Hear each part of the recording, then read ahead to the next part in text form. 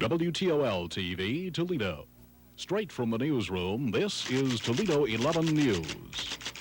Just another day on the job for a YMCA worker. Until she came across this. Were set up and students were painting welcome signs.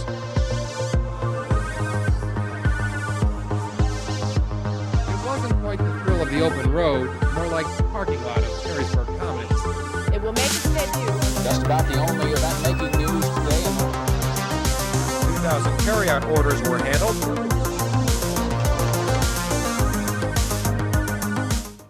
From falcons in flight to pigs with party tricks, cats with braces to a bear on the run.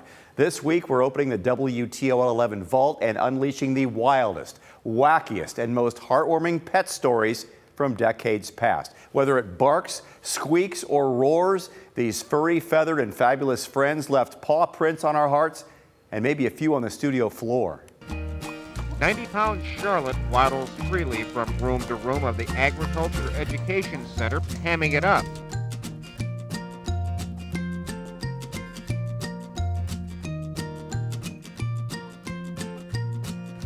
Phtos is getting a tiny microchip injected underneath his skin, right around his shoulder blades.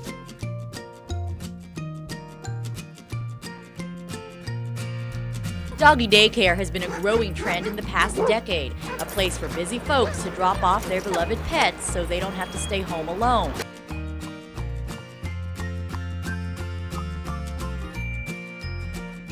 It's a hard thing for a kid to go through. It's even harder for a cat. Every dog likes to be petted. Most dogs like to chase tennis balls. But can your dog jump through a hoop? This is a story about the papa bear, the mama bear, and the baby bear. It's a carryout menu for man's best friend. I think she's trying to order. We begin our trek through the wtol vault on July 28th, 1986, a day when Janet Jackson released a single that would become her first #1 hit, When I Think About You. But I'm sure she wasn't thinking about Webster. That cat had a problem, and it would take a specialist to set it straight. Steve Hartman found the perfect story. There's probably been 5 millimeters of movement from the time when we first started, that tooth has moved back about 5 millimeters. Twice a week they hover over Webster, checking his braces, changing his rubber bands. It's a hard thing for a kid to go through, even harder for a cat. Webster's teeth are probably sore. Webster was born with crooked teeth. In fact, Phyllis Grunke's friends used to call him Fangface. You know, he's such a beautiful cat, and you look at him and you see this tooth hanging out. And since there aren't a whole lot of animal orthodontists in town, Phyllis took Webster to one who specializes in two-legged patients. Dr. Simon took on the challenge. He said he never put braces on a fur ball before. This is the first with any animals. It was a 35-minute operation, and Simon says it was just like working on a kid, only the mouth's a little smaller, and Webster doesn't have popcorn stuck between his teeth. We just polished the teeth and then glued 3 braces on the 3 teeth that seemed appropriate. Simon says Webster should be through with braces in another month, and he foresees no complications as long as Webster keeps his teeth clean. He told Phyllis to buy Webster a water pick. And I said, wait a minute, I draw the line there. You know, I'm not going to buy a water pick for the cat. Understandable. I mean, we wouldn't want to treat him like a human now, would we? Steve Hartman, Toledo 11 News.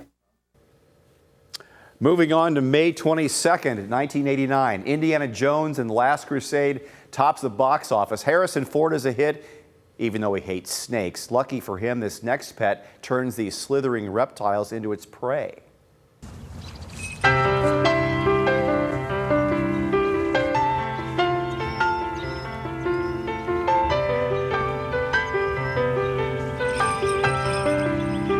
It started about 27 years ago when I gave up smoking, and the doctor told me to get out of doors, and I dislike running. Okay, here we go. I believe there are 32 licensed falconers out of 10.7 million people. The closer you get to the animal, the more you work with the animal, the closer the bond seems to be. You may become close to them emotionally. You may even become dependent on them emotionally, but it isn't reciprocated. We're going to put it right here where you can't see it very well. I'm gonna pull it down the line. It'll act like a real squirrel running. Hi-yo! Hi-yo! Bunny! Bunny!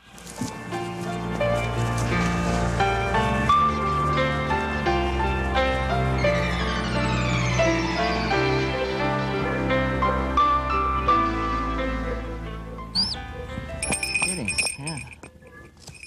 What? Yeah, atta boy.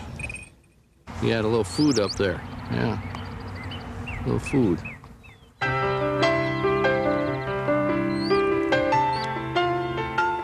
He knows no allegiance to anyone.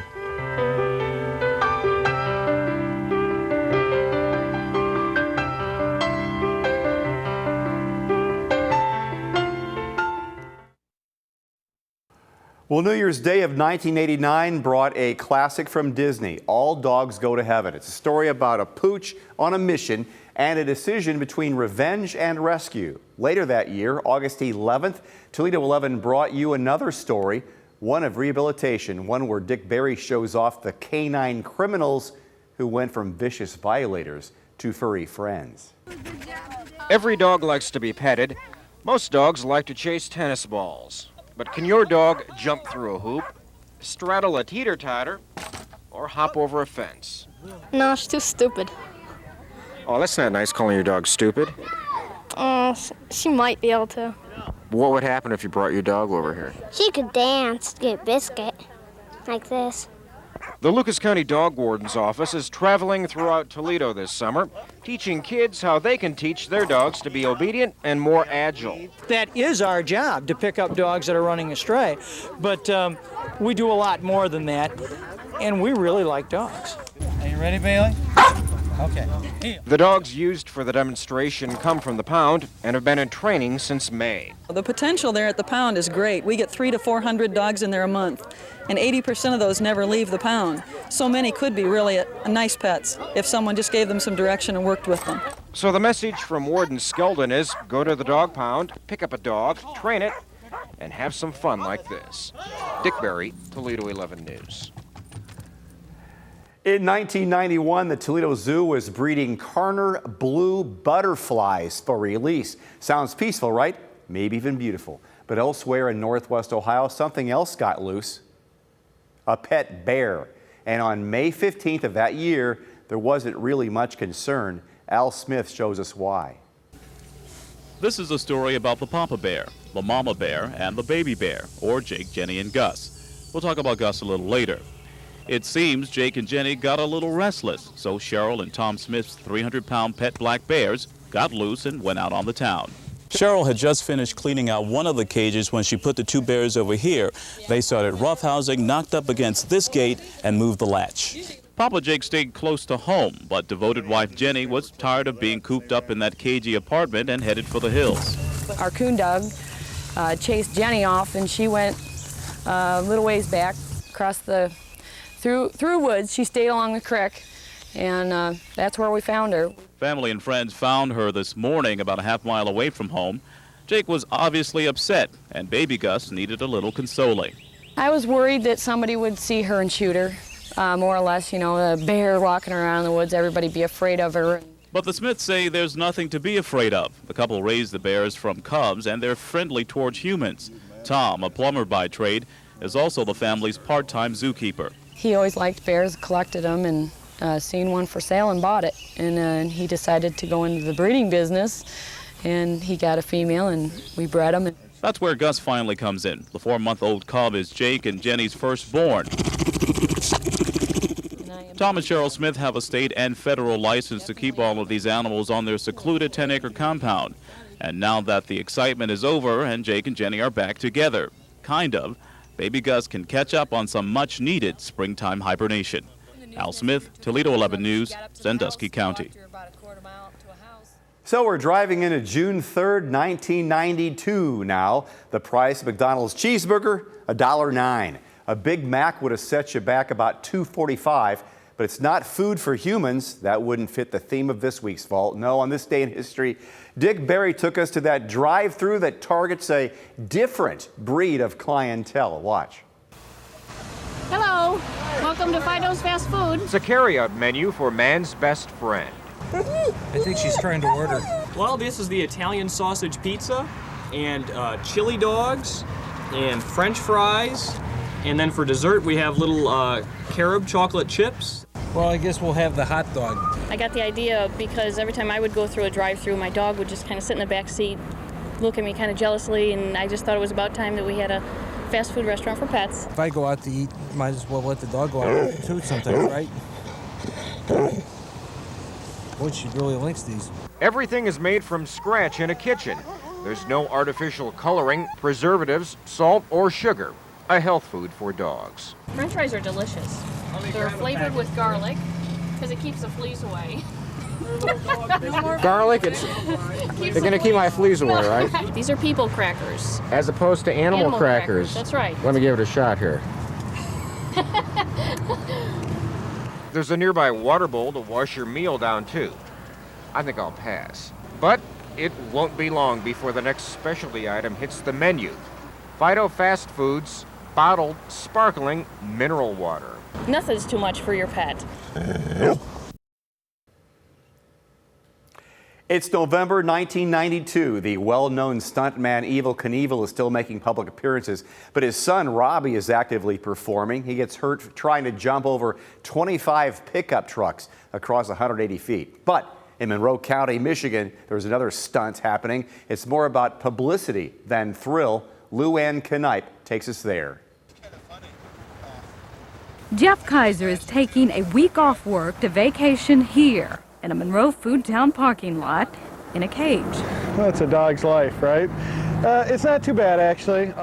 The former Humane Society president now volunteers bunking here till he raises $10,000 for new kennels. If people took care of their animals and they spayed or neutered their animals, and we wouldn't need to be out here. He's getting lots of stares and donations, some monetary. That's a lot of money. That's enough to buy a lot of dog food for all those dogs over there. Great. Thank you. Some directly for the puppies. Some food, some kitten chow and some puppy chow to help the puppies and cats at the shelter. Last year, Kaiser did 7 days in the slammer, living like a dog to raise funds. He likes being a voice for the voiceless. In the wintertime, you know, pets need a shelter. They need roof over their heads, and if you're going to have them outside, you need to put bedding in their kennels so that they're warm, because it gets pretty cold out here. So until he raises the cash, he's losing his comforts. A cot and a couple of chairs, maybe a little kerosene heater, and that's it. Hoping his friends find a warm heart. Luann Knipe, Toledo 11 News. We like to compare history and pop culture to what's happening in each of our stories here on the WTOL 11 Vault, but this one speaks for itself. February 24th, 1993, one Ohio school had a mascot like no other. The 90-pound Vietnamese pot-bellied pig named Charlotte, and that pig had a purpose Dick Berry shared with the world. Come on, Charlotte. It's probably the only school around with a Vietnamese pot-bellied pig for a mascot. 90-pound Charlotte waddles freely from room to room of the Agriculture Education Center, hamming it up. Sit. She does tricks for treats. Sit down. All the way. There you go. You get used to her, and she gets used to you, and you start playing with her, and she loves the attention. Yeah, usually about 15, 20 minutes of this, she's out. Just like a massage to you or me. Last few years, Vietnamese pot-bellied pigs have become very trendy pets to own. Even though they might be friendly and outgoing, like Charlotte here, you'd probably never want to bring one home. You got to keep in mind, Charlotte is a pig and always will be a pig. Unlike a dog or a cat, Charlotte won't behave and can be very destructive. Teacher Colleen Garrett adopted Charlotte because two previous owners said she was too pig-headed. A lot of people get them thinking they're this cute, little, adorable pig, and they are when they're very small. You cannot force them to do things that they don't want to do, or they scream and yell and carry on, and that will just about break your eardrums. Charlotte will continue to be loved and cared for at the center, as well as make personal appearances. But when it comes to pigs or pets, it's not always a good idea to bring home this kind of bacon. If you turned on the radio on September 15th, 1993, you might have heard the Billboard Top 100's #1 song, Meatloaf's I'll Do Anything for Love, but I Won't Do That. The radio wasn't only being used to tell listeners about the days it won't come easy or the days it don't come hard, even the days it don't come at all. Radio frequencies were helping to reunite families with their lost pets. Melissa Veitch breaks down the cutting-edge tech, at least for the time. You're a lucky one. 3-month-old Stosh is getting a permanent ID. His owner, Patty Major, works for the Toledo Humane Society, and she says she sees too many cases of lost animals that never come home. Sometimes we're never able to reunite pets with their owners, and that's sad. And, you know, like I said, pets become part of your family. So Patty is hoping to avoid that heartache. Stosh is getting a tiny microchip injected underneath his skin, right around his shoulder blades. The chip is the size of a grain of rice, and it's injected with a tiny needle similar to a regular shot. It's unalterable. It lasts for 25 years. It's once it's implanted in the animal, it's not removable. So it's much better than a tattoo, which can be altered.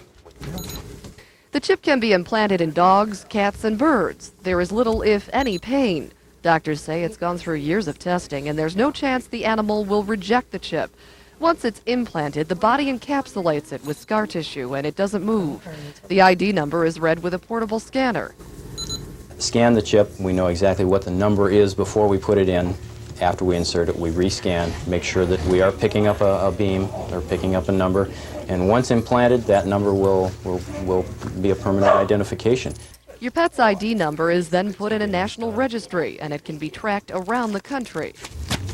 Some veterinarians hope that before long the chip system will become standard practice. All animals will be scanned as they come into the veterinarian's office, and they've given one of the scanners to the Toledo Humane Society.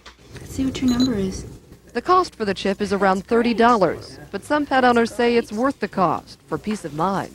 Melissa Veitch, Toledo 11 News, Night Watch.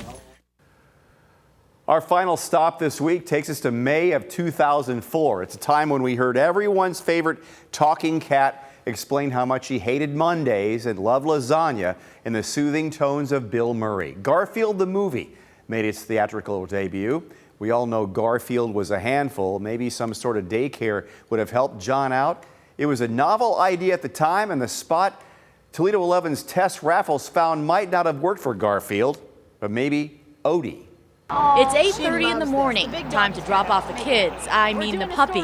Bogey is my baby. My children are grown and gone, so that was why we decided to go back into this after I was an empty nester. So she is, yes, third member of the family as far as kids. So. Bogey is one of dozens of dogs who get dropped off every day at Pups and People Doggy Daycare in Maumee. Dogs have a tendency to be a little destructive at home if they have a lot of energy, so I decided to bring her out here. Doggy Daycare has been a growing trend in the past decade, a place for busy folks to drop off their beloved pets so they don't have to stay home alone.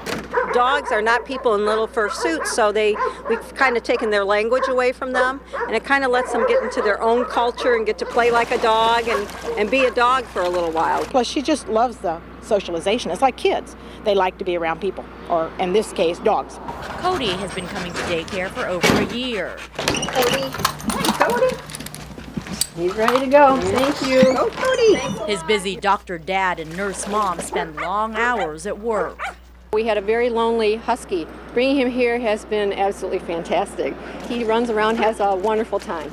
Loves it. It's been a lifesaver for us. These wagging tails tell a happy tale. These dogs of all ages, sizes, and breeds dig daycare. And what pooch wouldn't? There are 2 separate playgrounds, tires to climb, pools to splash around in, which, by the way, get very crowded on hot days. Still, some just like to sunbathe and relax. The other playground is for the more adventurous dog. It's also all sand, so the dogs love to play in there and run. It's kind of like a beach in Ohio. Catch is also a popular game here. It's just like a child daycare. They have treats, they have nap time, and he doesn't really like nap time. Jackson! Yes, the doggies get nap time, and Jackson, Sparky, and Norman even have their own cubby holes for personal items. And these guys also have to follow the rules. Believe it or not, they even get timeouts. For things like bad behavior. some may think it's a bit silly. They laugh at me. They laugh at me. But these pet owners say it makes a big difference in their dog's overall well-being. She has just been 100% better. When you bring her home at night, she just dies. She lays down on the floor. She doesn't get into anything. From Doggy Daycare, Tess Raffles, News 11. Well, that's a wrap on this pet-packed trip through time. Whether they were rescuers, performers, or just plain adorable, one thing's for sure, these animal companions were anything but ordinary. We leave you with something unique from April 12th, 1996. It's a story of a dog who may not have always made the correct change, but that didn't stop him from running a service station in Michigan. Enjoy and join us next time when we crack open the WTOL-11 vault for more unforgettable stories squirreled away in the archives. It's a great town. I wouldn't want to live anyplace else. I love it here. The people are real friendly and it feels real safe. Just in town on business and knew this was here, so I decided to stop by. What's his name again? Charlie. Charlie. Hey, Charlie. He has his own autograph. Been down here since he was a pup. He gets up on the counter to get petted or something like this and started putting dollars in his mouth and trading for biscuits. Charlie, you're right there, aren't you? I'm going to hold out on you. Now what are you going to do? Okay.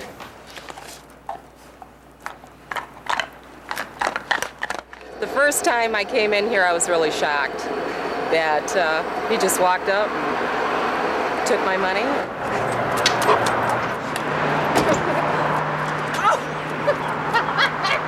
He bit my hand. First time you met Charlie? That's the first time I've met Charlie. Oh. Yeah, get up here and say hello, Charlie. Good boy. Say hello. That's a good boy. Families like from Bay City have driven down on Saturday afternoon and just come in and see the dog. Sometimes he'll bring the slip back if you ask him to. And the only thing we haven't seen him do yet is run the cash register and make change. Yeah, get the soggy one on the bottom. Oh, I've known Charlie since he was a puppy. I've been coming in here doing this for a long time. Come on, baby. That's a puppy. I don't care who I hand my money over as long as I get gas in my bike. Come on, Charlie. Here we go. At least 3 or 4 boxes a year, maybe more. Then I bring him a big bone on Christmas. One time somebody tried to get the 20 out of his mouth and ended up ripping it because he wouldn't let go of it. She didn't have a biscuit. We're almost out of biscuits, Charlie. We'll get some more. Go on. Well, he's got a retirement fund up here on the wall, and plus he has a bank account up at Great Lakes Bank with $70 in it. We become attached to Charlie. Look forward to seeing him.